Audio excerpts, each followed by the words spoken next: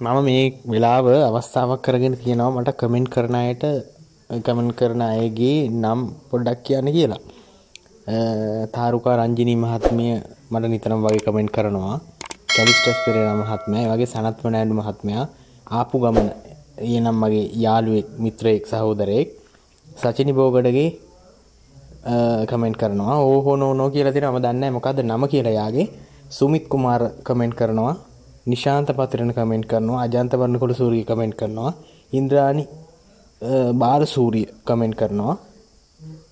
පියසරි කුමාර, රියන්සි කුමාර මහත්මයා කමෙන්ට් කරනවා. ගර්ලි රණසිංහ මහත්මයාත් කමෙන්ට් කරනවා. ප්‍රේමතිලක ශාන්ත මහත්මයාත් කමෙන්ට් කරනවා.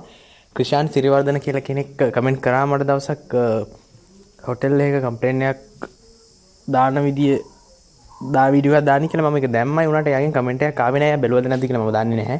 ඉතින් මේ සියලු දෙනාට බොහොම ස්තුතිවන්ත වෙනවා කමෙන්ට් කරන එක සම්බන්ධව. දිගින් දිගට මගෙත් එකම රැඳිලා ඉන්න. ක්ලීන් කියලා කියන්නේ පිරිසිදු. ක්ලීන් කියලා කියන්නේ පිරිසිදු. ඒකට අපිට කියන්න පුළුවන් උදාහරණයක් විදියට මේ බෝතලය පිරිසිදුයි. This bottle is clean. This bottle is clean. මේ බෝතලය පිරිසිදුයි. dirty කියන්නේ අපිරිසිදු. dirty කියන්නේ අපිරිසිදු. This bottle is dirty. මේ බෝතලය අපිරිසිදුයි. This bottle is dirty. මේ බෝතලය අපිරිසිදුයි. දැන් අපිට වෙන විදිහට කියන්න පුළුවන් දැන් මේ පිරිසිදු අපිරිසිදු කියන එකට තව වචන දෙකක් මම ඔයාලට කියලා දෙන්නම්.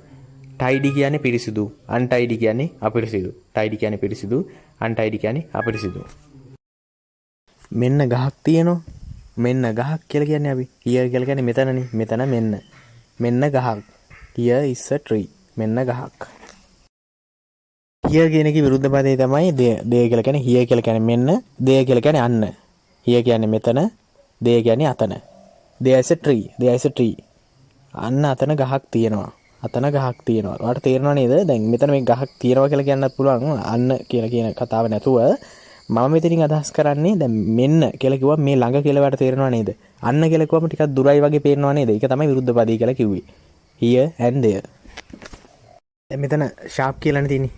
sharp කියන්නේ තියුණු කියන එක. දැන් පිහියක් ගත්තොත් තියුණු කියලා කියන්නේ කැපෙන හොඳට කැපෙන පිහියක්. අපිට හොඳට කැපෙන පිහියක් ඕනි කියලා කියන්නේ මාළු ටික කපන්න හොඳට කැපෙන පිහියක් ඕනි කියලා.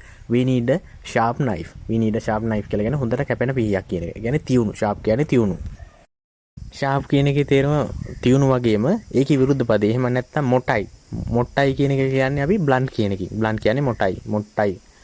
this knife is blunt. මේ පිහිය මොටයි. මේකෙන් කපන්න බෑ. ඒක නිසා තමයි we need a sharp knife. අපිට ඕන තියුණු පිහියක්. හොඳට කැපෙන පිහියක්. දැන් මේ same කියන එකේ තේරුම සමානයි කියන එක. same කියන එකේ තේරුම සමානයි. එතකොට අපිට කියන්න පුළුවන් we are on the same level. අපි ඉන්නේ එකම මට්ටමේ. එකම සමාන මට්ටමේ තමයි අපි ඉන්නේ. we are on the same level. ඔයා හිතන්නකෝ කුලි වැඩ කරන දෙන්නෙක් කියලා. කුලි වැඩ කරන දෙන්නෙක් ඉන්නවා නම් ඒ දෙන්නම එකම මට්ටමේනේ ගොඩක් දුරට ඉන්නේ. ડોක්ටර් කෙනෙකුයි කුලි වැඩ කරන කෙනෙකුයි ගත්තොත් ඉහළ මට්ටමක තමයි ડોක්ටර් ඉන්නේ. අන්න ඒ වගේ දෙයක් තමයි මෙතන තියෙන්නේ. same කියලා කියන්නේ සමානයි. කීමනක් තියෙනවා අහලා තියෙනවද? දැන් කෙනෙක්ට කියනවනේ අපි වැරදි නිතරම කරනවා නම් එකම වැරද්ද දෙපාරක් කරන්න එපා කියලා. එකම වැරද්ද දෙපාරක් කරන්න එපා කියනවා. ඒකෙත් same මේ meaning එක වාට තේරුම් කරගන්න ඕන නිසා මම මේ කියන්නේ don't make the same mistake twice. don't make the same mistake twice. twice කියලා කියන්නේ දෙපාරක්. එකම වැරද්ද දෙපාරක් කරන්න එපා. දැන් same කියලා කිව්වේ එක සමානයි. දැන් මෙතන different කියලා කියන්නේ ඒකේ අනිත් පැත්තනේ. ඒ කියන්නේ වෙනස්. අපිට කියන්න පුළුවන් he is very different from his brother. එයාගේ සහෝදරයට වඩා සෑහෙන්න වෙනස්. ගතිගුණ අතින් උස ඒ වගේම ලස්සන මේ හැම දෙයකම වෙනස්. ඔයාලට තේරෙනව නේද? same කියන්නේ එක සමාන, different කියන්නේ වෙනස්. අපි තව උදාහරණයක් බලමු. my bike is different from yours. මගේ බයික් එක ඔයාගේ බයික් එකට වඩා වෙනස්. හේතුව ඔයාගේ බයික් එක Yamaha එකක්, මගේ බයික් එක Bajaj එකක්.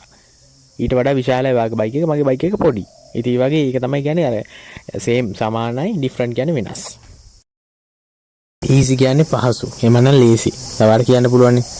අපෝ ඒක කොච්චර lazy ප්‍රශ්නයක්ද මචං. ඔබ වරද්දාගත්තට.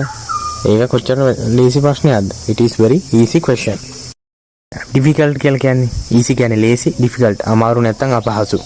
It is a very difficult question. ඒක නම් අමාරුම ප්‍රශ්නයක්. දාරක ගොඩක්ම lazy මේක අමාරු. ඒක විරුද්ධ පදේනේ. easy එකේ විරුද්ධ පදේ තමයි difficult. noisy කියලා කියන්නේ ഘോഷාකාරය. It was a very noisy environment. It was a very noisy environment.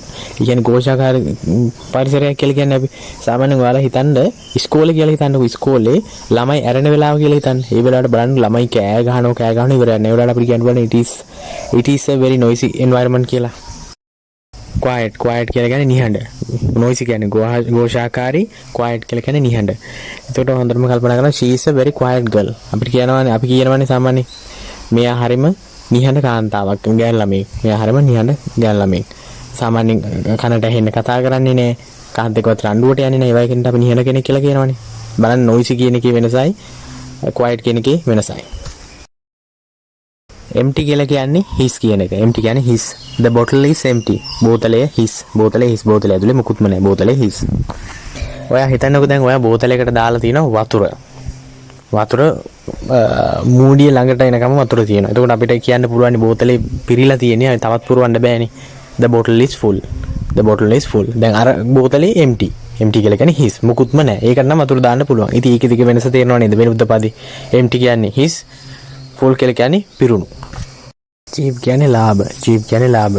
I bought a cheap mobile phone. මම ලාභ ෆෝන් එකක් මිලදී ගත්තා. මොබයිල් ෆෝන් එකක් මිලදී ගත්තා. ඒ ගානට ඒ ෆෝන් එක ගොඩක්ම ලාභයි. එහෙම කියලා කියනවනේ. I bought a cheap mobile phone. expensive කියන්නේ මිලාදික. cheap කියන්නේ ලාභනේ. expensive කියන්නේ මිලාදික. This necklace is very expensive. මේ මාලේ බෙල්ලේ දාන මාලේ necklace ගොඩාක් ගණන්. This necklace is very expensive. Cricket ගැන පොඩ්ඩක් හරි කැමැත්තක් තියෙනවනම් මෙන්න මේ කතාව අහලා බලන්නකෝ. fast කියලා කියන්නේ වේගවත්. He is a very fast runner between wickets. wicket 2 අතර වේගෙන් දුවනවා එයා. එයා ඉක්මනට දුවනවා. වේගෙන් දුවන කෙනෙක්. ඔයාලා දන්නවද දකුණු අප්‍රිකාවේ ABD විලියර්ස් දැන් නම් අයින් වෙලා තියෙන රිටයර් වෙලා තියෙන්නේ ක්‍රිකට් මැච් වලින්. එයා දුවන විදිහ ඔයාලා දැකලා තියෙනවද? He is a very fast runner between wickets.